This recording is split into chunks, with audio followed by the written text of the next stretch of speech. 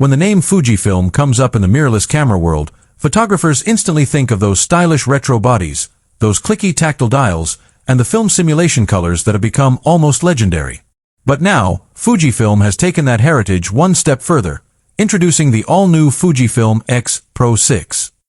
It's the latest chapter in Fujifilm's iconic X-Pro series, a line that's always stood for more than just specs.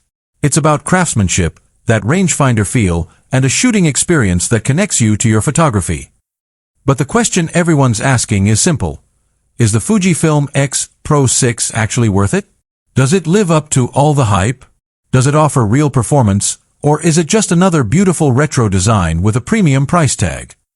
Welcome to my channel Tech Launch. Subscribe my channel and click on the bell icon for the new tech updates. In this video, we're breaking down everything, from design and image quality, to real-world usability, lens compatibility, and whether this camera truly justifies its cost.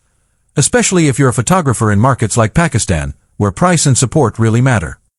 So grab your favorite lens, settle in, and let's find out if the Fujifilm X-Pro6 is the dream camera for photographers, or just a nostalgic nod to the past.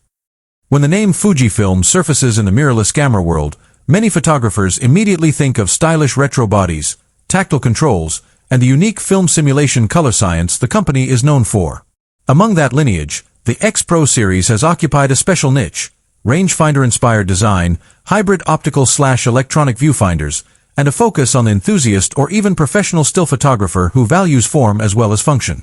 So when whispers, and eventually announcements, began circulating about the introduction of a model labeled the Fujifilm X-Pro6, the question arose: is it worth it? Does it live up to expectations?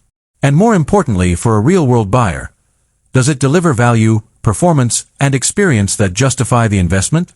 In this video, I'll dig into that question, exploring the camera's strengths, its weaknesses, how it stacks up in the current market, and whether for you it might be a smart buy or perhaps one to wait on. First, some context. The X-Pro series has a long heritage with Fujifilm, dating back to mirrorless interchangeable lens bodies that sought to evoke a classic rangefinder feel but wrapped in modern mirrorless technology. Over the years, we've seen models like the X-Pro1, X-Pro2, X-Pro3, with incremental improvements and design shifts. The range has always been somewhat niche, not necessarily targeted at everyone, but aimed at those who value aesthetic, craftsmanship, and an engaging photographic experience more than just raw specs. In the current era where mirrorless cameras from many brands push frame rates, video specs, huge sensors, and endless features, the X-Pro line holds a slightly different promise. Quality stills, elegant design, tactile controls, perhaps a slower pace, but a photograph-centric experience. With that as backdrop, Fujifilm's roadmap confirmed that the X-Pro line remains important in their future plans. According to a report, Fujifilm reaffirmed that an X-Pro model, potentially the 6, is on the roadmap and will bring something special. While details remain somewhat opaque, the expectation is that the X-Pro6 would carry significant upgrades both in sensor/processor and design/ergonomics relative to its predecessors. So what does that mean for someone looking at the camera now, or soon? Let's look at what makes the X-Pro6 compelling, where it may disappoint, and whether it is truly worth it. One of the enduring attractions of the X-Pro series is the build and design. For many photographers, the feel of the camera in hand, the tactile dials, the rangefinder-style viewfinder, the retro aesthetic, these matter more than just the highest megapixel count. Even if the X-Pro6 has not yet been fully reviewed, as of writing there is still some speculation, the heritage suggests strong build, premium materials, and a designer's eye for ergonomics and control layout. The previous models show that Fujifilm is willing to take design risks, like the hidden screen on the X-Pro3, in order to deliver a distinctive experience. If the X-Pro6 continues in that vein, solid metal body, weather sealing, high-quality viewfinder, intuitive dials, that goes a long way toward worth it from a user experience standpoint. Image quality and color science. Fujifilm's reputation for color, film simulation modes, and image rendering is strong. Across the X series you'll find film simulation modes like Classic Chrome, ProNeg, Acros, and more. Modes that many photographers praise for giving images a unique character straight out of camera. If the X-Pro6 leverages the latest sensor/processor generation, rumored to be part of a 6th generation line, then we can expect improved dynamic range, better high ISO performance, faster AF, maybe in-body image stabilization, IBIS, all of which contribute to stronger image quality. If it delivers that while keeping Fujifilm's signature look, then from a still photo standpoint, there's a strong case for value.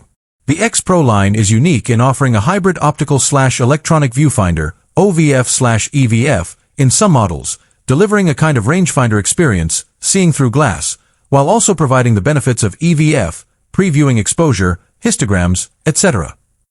For photographers who value this shooting style, street, reportage, documentary, the ergonomic and experiential benefits are meaningful. If the X-Pro6 improves on viewfinder speed, clarity, and switching between OVF/EVF modes, that strengthens its appeal. The feel of taking photographs, the connection between user and camera, steps beyond pure specification. Fujifilm's X-mount lens ecosystem has matured.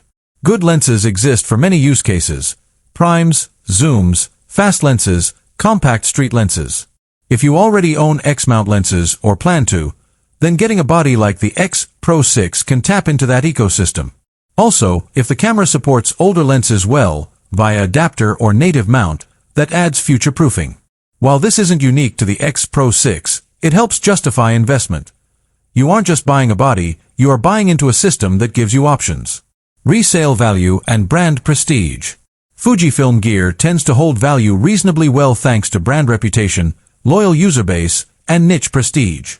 That means the cost of owning the camera might effectively be lower if you ever upgrade or resell later. For the camera to be worth it, this resale aspect adds a little more comfort in the financial decision. Premium design and features generally come at a premium price. If the X-Pro6 launches at a significantly higher cost, body only, than competitors, one must ask whether the incremental improvements justify the cost relative to other models, including Fujifilm's own siblings like XT or XH lines, or even other brands. A worth it decision depends on your budget and priorities.